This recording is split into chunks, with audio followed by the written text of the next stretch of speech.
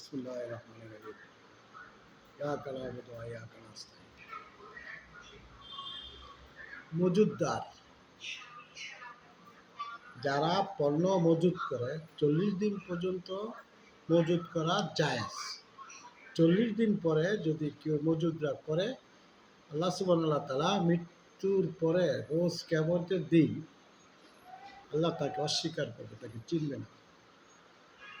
যারা মজুদদার তাদের দুজকও নাই, বেহেশতও নাই।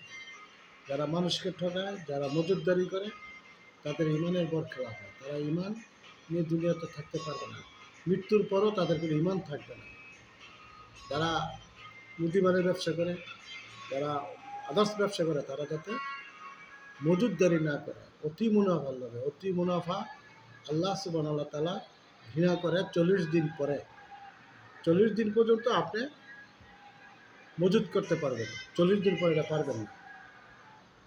পরিষ্কার আল্লাহ সুবহানাহু ওয়া তাআলা বলছেন। সবাই আমরা যাতে এটা দেখে শুনে চলি। সবাই ভালো থাকবেন।